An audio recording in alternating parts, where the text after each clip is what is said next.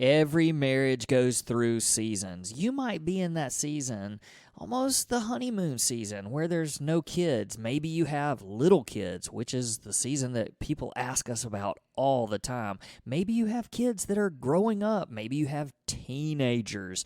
Maybe you're an empty nester. But in each season, there's challenges, but there's also opportunity for growth. And so over the next few weeks, we're going to be talking about each one of those seasons. So join us this week as we kick things off. Hey, I'm Rusty. And I'm Heather. And we're the Bryants, and this is the Redeemed Marriage Podcast. We are here to encourage healthy marriages, strengthen wounded marriages, and begin the process of restoration to broken marriages. We aren't licensed counselors, but we are a redeemed couple that loves the Lord and wants to help you journey through this messy, challenging, and fun part of life called marriage.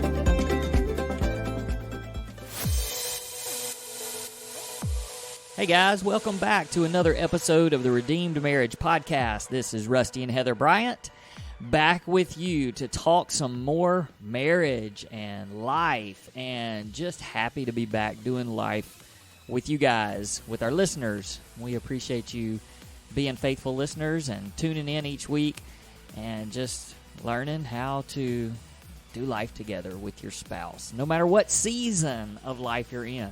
Speaking of seasons, is that what we're going to talk about today? That's what we're going to talk about.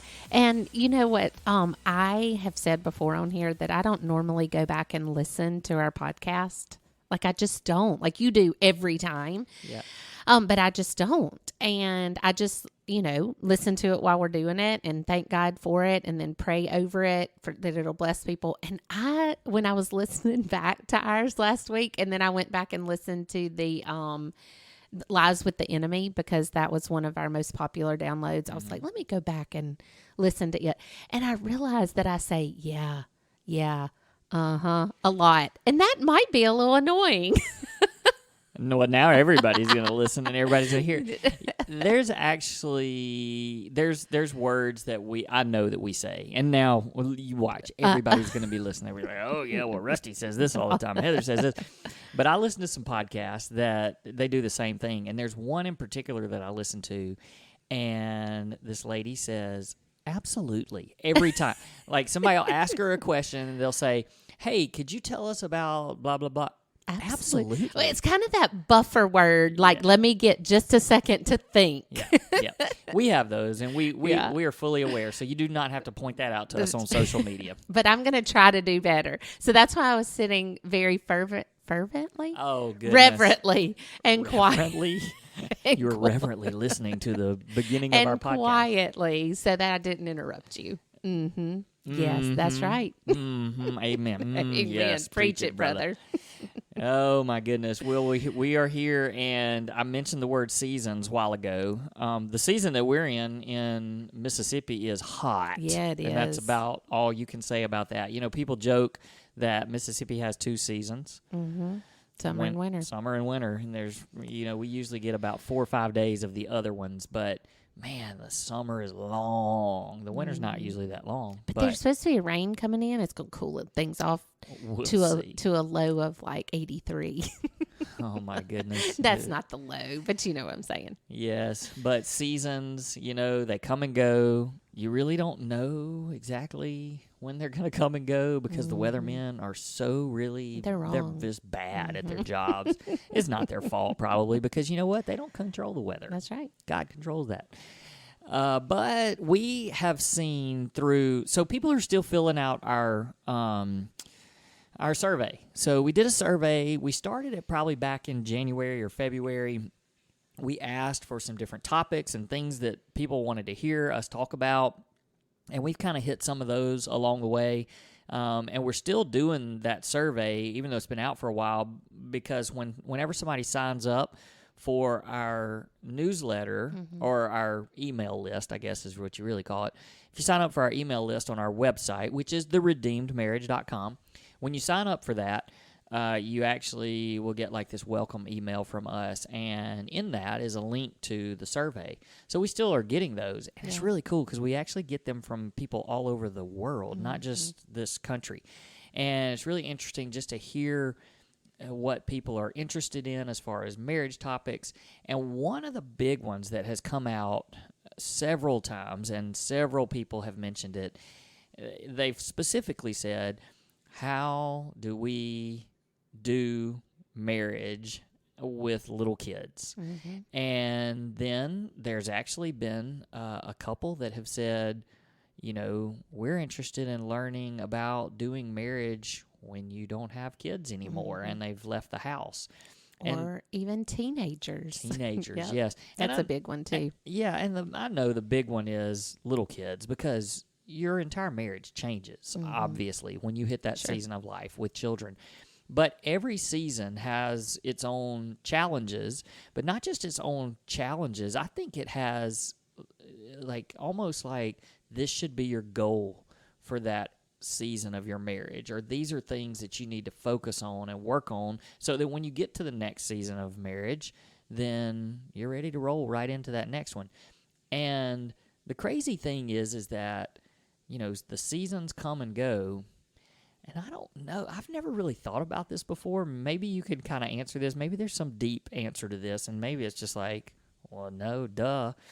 But once you end one season, do you ever is that the end of that season? Like forever? I mean, you know how like the weather, you're gonna it's gonna be summer again next year. That's right. It's gonna come around again. I mean, yeah. The first time it goes through, it's absolutely, you'll never see that season again just like that. But of course, like when you think about the season before children, well, you come around again to a season with no children, but they're adult children. So it looks different from the one before, and you're older, and you have learned so much in the seasons in between that it's just not gonna look the same. So even though you're going from without children to no children being in the house, it's still different. And then I guess you kind of cycle back to the grandchildren, and so it's like, but you get to send them home at night. You do send them home.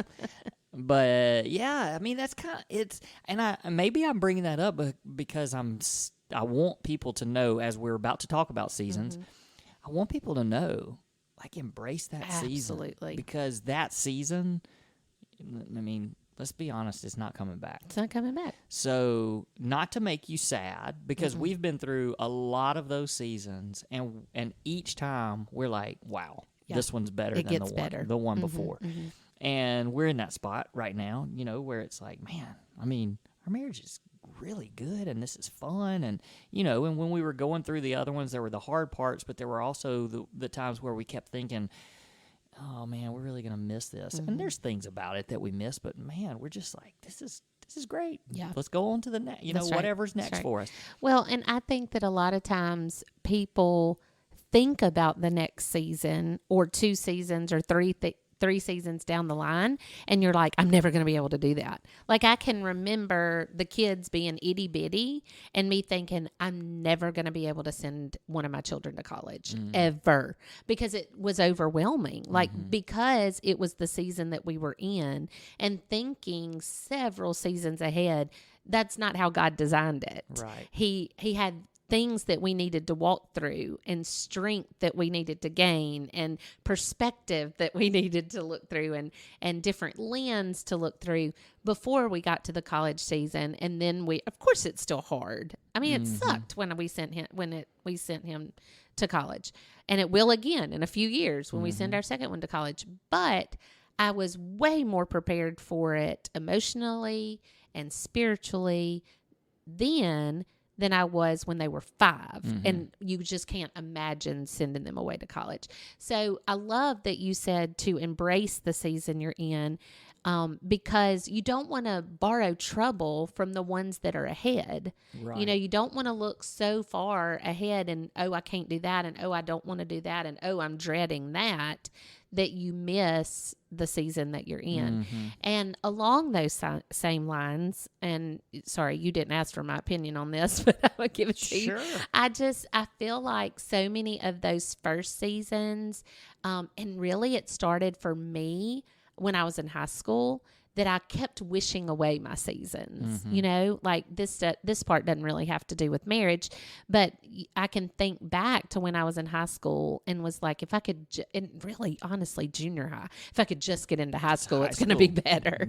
And then you get to high school and it's like, gosh, I just want to get to college. And then you get to college and the first couple of years are great. And then you're like, God, if I could just get married and get a job, or if I could just, and then you get married and you have a job and you're in a great season. And then all of a sudden you're like, if we could just have kids, and if we could just, and if we could just, and if we could just, and then you get to this stage and the teenage years are sometimes hard. And you're like, if I could just get to where they're off to college and it's just us again, you know, like there's so many seasons that you think about, but if you're not careful, you wish your way through them and you forget to pause and just soak up every minute of the season you're in.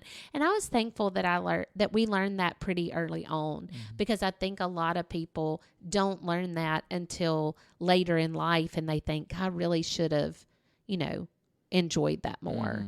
And so I mean, like, no matter where you are in the season, and that's not just with marriage and children. And I mean, I think about nursing moms or, you know, just that you're like, oh my gosh, I'm just ready to get through this. But then you go back and you're never going to have that again. So just enjoy it and just ask God. One of my favorite things to do is asking God to help me zoom out. And I think we've talked about that before. Like, I think about a Zoom camera and you zooming in on a moment, or, you know, I threw out nursing, but like nursing your baby, and it seems so big and overwhelming, and I can't do this for a year and blah, blah, blah, blah, blah. But if you zoom out and you look at the big picture, there's so much more going on that God wants to do in that and through that. And so just zoom out a little bit and take in the whole picture and what God's trying to do in that season so you don't miss it. I think sometimes when people are trying to wish it away, or not even necessarily wishing it away, but just always focusing on the what's next and thinking, man, if we could just get there, it's not really being done in a healthy way, because I do think there's some value in the season that you're in. You're embracing what you're living in that moment. You're soaking it all up, all the things that you just said. And then at the same time, you are looking ahead to that next season, but you're saying to yourself, what do I need to be working on? How do I need to be growing? You know, for my life and particularly our marriage, like, what do we need to be doing specifically in our marriage during this season so that we can be better prepared for the next season? And I'm not sure, you know, maybe we subconsciously we're doing something like that, but I don't think that we were really intentional about, you know, we were more, like you said, just, hey, we're going to enjoy this moment and living in the moment. And then the next one hit and it was like, oh, now we got to figure this out. And that's okay to an extent. But I do think that there's some value in going, all right, well, for our marriage, you know, can we look at that couple that's one step ahead of us and figure out the things, you know, the potholes that we need to avoid, but also what are they doing? And I don't know, I don't feel like we really live in community in that way. And so we just kind of miss out, and then it hits us. And that's when the marriage problems happen, because it's like, man, this is so, I mean, every stage is overwhelming in its own right. And so, and if you're not doing it with people, other people, it becomes more overwhelming. And it goes back to that zoom in where you think you're the only people in the world going through it. Yes. And if you do community, and that's why the local church is so important, because you get in a worship center, a place of worship on Sunday. And not only are you reminded that there are people all around you that are going through hard times and different seasons of life, you can also see people who have been through those seasons and still doing great. Our dog is barking. Sorry about that. It happens. We're doing real That's life. Right. That's right. But you see people doing those seasons and that they've made it through it. Or you do even a step beyond that, and you try to get in small groups with people that are doing community and doing life in that season. So the local church is very important. Yeah, and I just think so many times we're just blowing through life, and the seasons that come and the seasons that go, and we hit the ruts of those seasons. And so if you look back at all the different seasons, I mean, we're talking, you get married, and when you get married, there's that honeymoon phase. So basically, it's that time before children, and some people, it doesn't happen in that order, Right. although that's God's design. But we understand. I mean, that happens, and so there's people out there that are, that did get things out of God's design order, but they're listening to this because they're trying to. Well, and I think let's just say that from the very beginning. Like when we're talking about the different seasons, this is just a typical how it goes, but there's going to be exceptions to that all over the place with getting it out of order, or maybe you have divorced and you're getting into a marriage for the second time and you walk into it with kids. That's right. Your kids, their kids, or maybe just your kids, maybe just their kids. So they're going to look different from everybody, but I think it's important to talk about each of these seasons, and you just put yourself in where you are. Yeah. Put yourself in where you are. That was deep. Deep right there. But I also think that even the people that are beyond a season, that there's something that they could even look back on the season and say, man, we missed that. Is it too late to go back? And I think some of the things that we may be talking about over the next several weeks are still things that you can go back a season. You're not living in that season, but there's lessons and things that you may have skipped over, and you're like, hey, we need to go back, and we need to make sure that we're doing that right. And we can give some examples of that. But basically, what we want to try to do over the next few weeks is we want to go through these seasons, because everybody's in a different season, and we don't want you to tune us out if you're not in that particular season, because like we said, there are things that you can still pull from those previous seasons, or you can look back and say, hey, we didn't focus on that. Now's the time to do that before we get into this upcoming season or whatever. So you got marriage, you got the season of, a lot of people have the honeymoon phase where there's no kids, it's just you and your spouse, and you think everything is wonderful. But even in that season, there are struggles, and there's times that, you're starting careers, things, your friends that you're making and choosing churches and all kinds of stuff. So we're going to talk about that, but we're going to talk about that next week. And then after that season, you get into little kids. And I love when you said, you look around and you think to yourself, I'm the only one going through this. We did that when we had those kids. Man, we would be rocking them at night, and they were screaming their heads off, and we were thinking, we're the only people in the whole world that are awake. That are awake right now. Only us. and the only ones that have kids that won't shut up. Everybody else's kids are sleeping soundly in their bed. Lay them down in their bed, and they just sleep for like 9 hours, and we can go out and go for a cup of coffee, and that it doesn't happen that way. So we know the struggles, and then my goodness, trying to figure out how to be intimate and physical intimacy during that season. It can be really a struggle for people, and just staying connected and staying companions for each other. And then you move into that stage where probably is the biggest whirlwind of all of them, is when your kids are just doing every single thing that they can sign up for.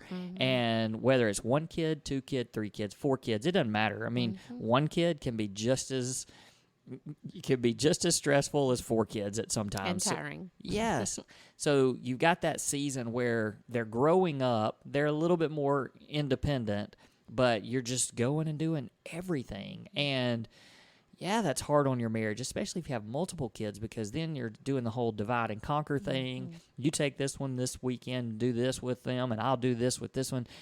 And so obviously there's tons of marriage issues. And in that season, you also have parenting issues that come up. Maybe you don't parent the same, or you grew up parenting one way, somebody else grew up I mean, your spouse grew up parenting a different way. And so that causes conflict in your marriage about which one are we going to do? Which one's right? So there's so many things. I mean, like even not only just in your marriage for each of those seasons, but also how parenting affects your marriage in each of those seasons. Yes, exactly.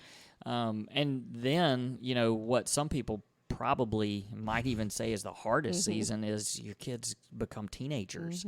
And as they're teenagers and then begin to gain even more independence, even moving on into college. And boy, that is, you hit your knees a lot. Yeah, you do. And learning how to release and, all of that. And that's the season that we're in, and having to deal with that and learning about it. So we will definitely have some insight into that one. And then that next season where it's back to just the two of you again. And you kind of have this choice. Are you going to go back to that honeymoon stage where it was the two of you?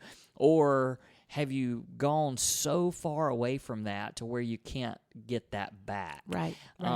And so, we'll talk some about that because that's the stage that we're getting really close to. And so we're already anticipating it and trying to figure out, hey, what are the things that we need to be working on right now? So when that happens, we're not like so many.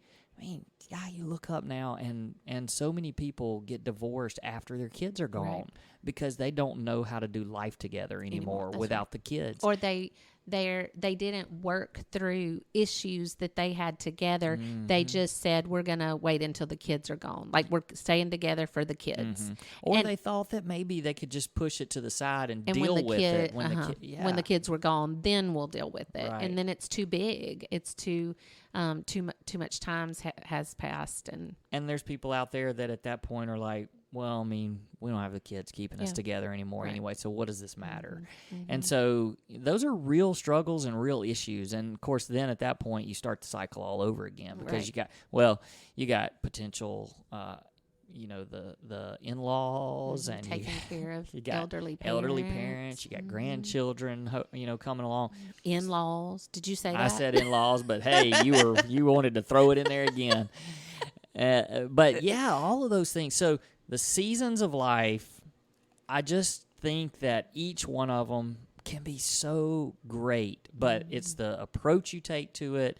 It's the priorities of what are we learning in this season, but really prioritizing your marriage. We're not going to let this season of life overwhelm us. We're going to make sure that as we walk through it, we're going to walk through it together, walk through it as a team. So I'm really excited about just kind of taking this first part of the summer, really, and just hitting each one of the seasons so that we can dive in a little bit more into each one of them and get into some real details about how we did things and what we didn't do that we learned from. Yes, because there was definitely plenty of that. That's right. And I'm going to also say this: there are seasons within each season too, and not just marriage, but it is a part of marriage. But like our life sort of revolves around seasons, just in our our work schedule and stuff.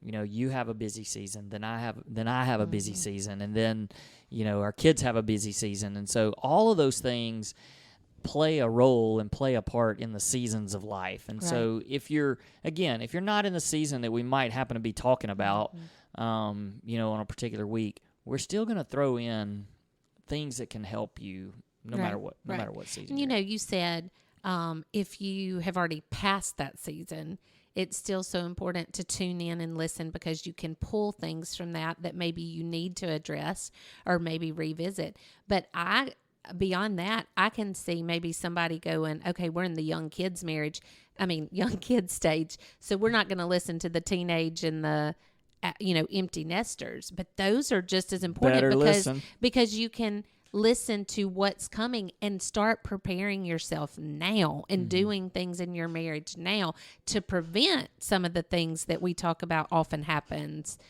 in the empty nest or during teenage years. Yeah. So every season is important for everyone to listen to. So don't look up and go, oh, they're talking about empty nesters today. We're not there yet. Dig in because you're going to be there one day. And I just feel like I need to say this too, because we are in one of those seasons, and this happens once a year, where our seasons of busyness sort of overlap. About 1 month every year. Yeah, every year, and it's crazy. It really is crazy, and it's funny because in the background, you guys may hear like a clicking or something. I mean, usually when we do our podcast, we just kind of shut everything down. We sit down at the table. We're talking. It's quiet and all that.